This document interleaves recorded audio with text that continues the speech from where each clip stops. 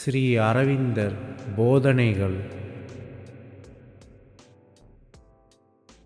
பொறாமை என்பது மனதைரியம் இல்லாதவர்களுக்கும் குறுகிய மனப்பான்மை உள்ளவர்களுக்கும் வரும் உணர்வு. உங்கள் ஆசை நேர்மையானதாக இருந்தால் தெய்வம் உங்கள் செயல்பாட்டுக்கு துணை வரும்.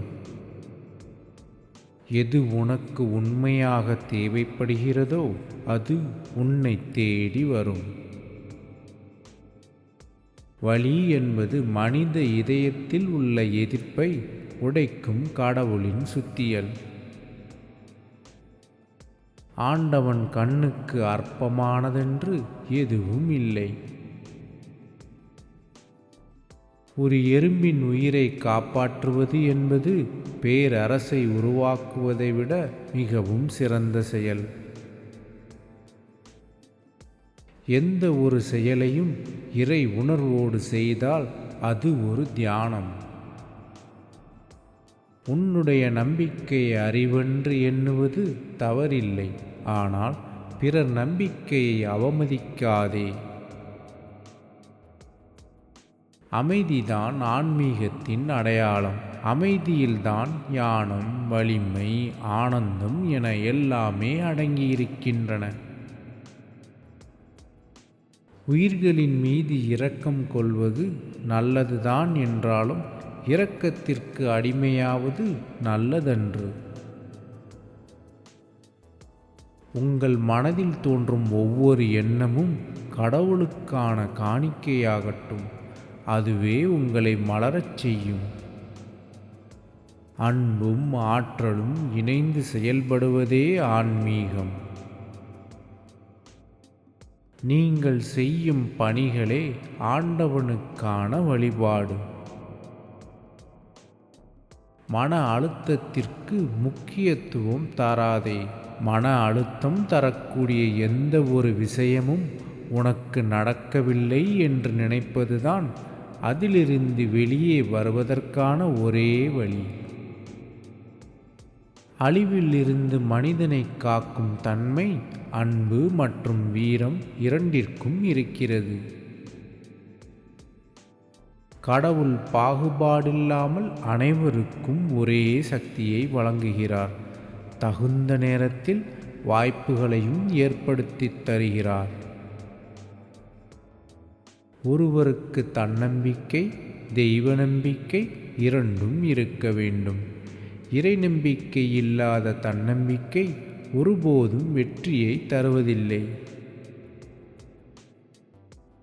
உள்ளத்தில் வெறுப்புணர்வு கொண்டவர்கள் இறைவனை வெறுப்பவர்கள் ஆவார்கள்.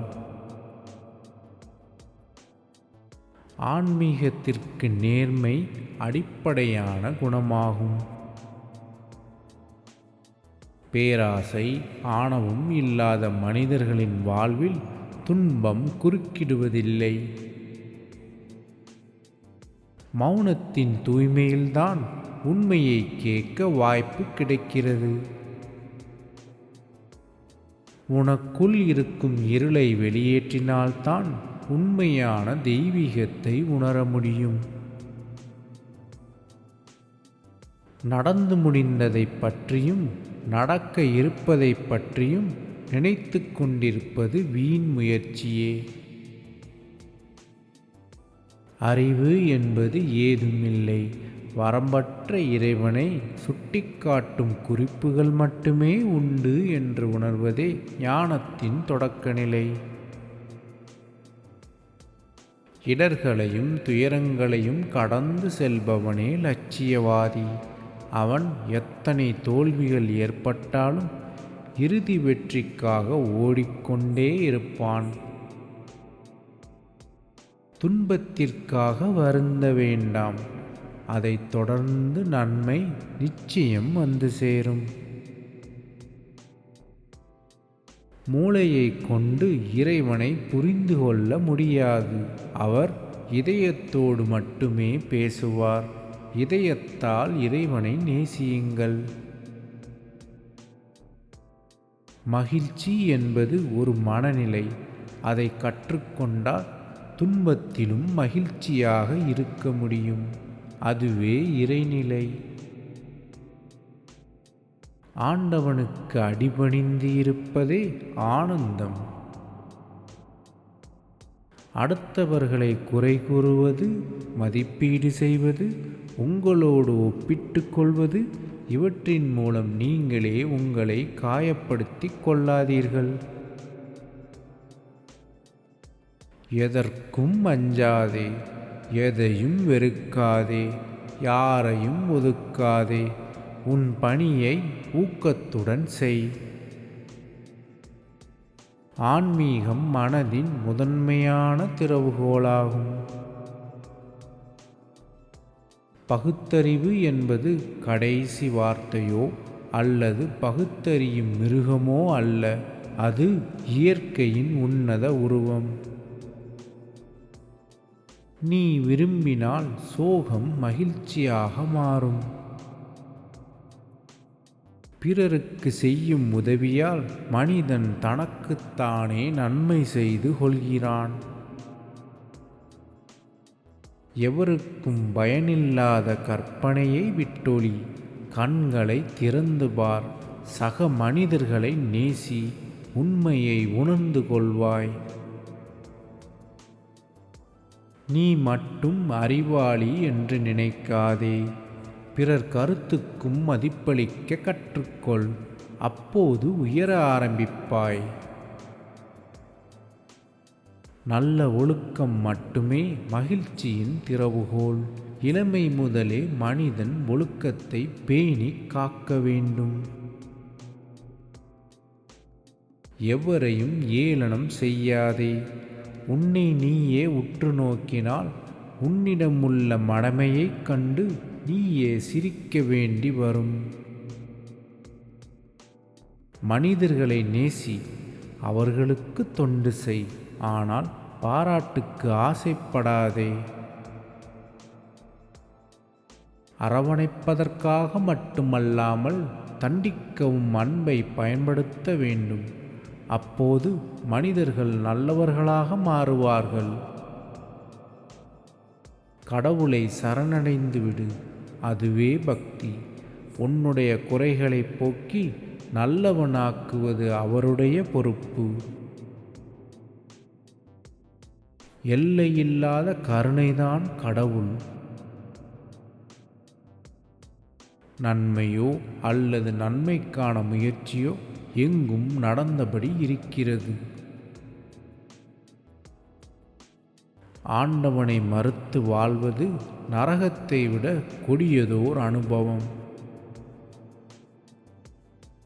அன்பும் ஆற்றலும் தனித்தனியாக செயல்பட்டால் நாளைய உலகம் வளர்ச்சி பெறாது.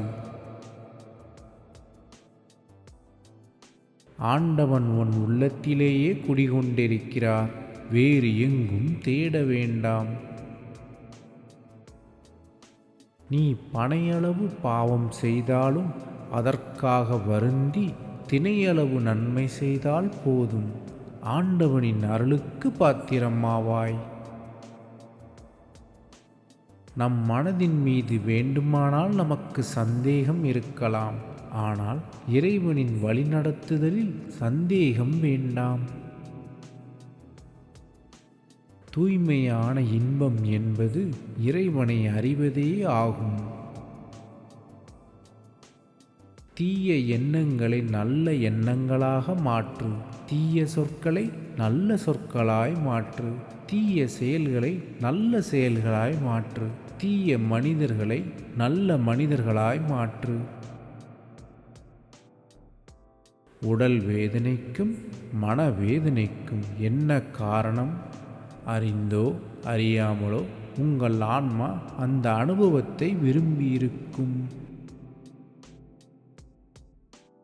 பிறருக்காக வாழ்பவன் கடவுளுக்கு நெருக்கமானவன் ஆகிறான். பகுத்தறிவு இறந்தபோது ஞானம் பிறந்தது. மெய்ஞானம் சிந்தனையால் அடையப்படுவதில்லை.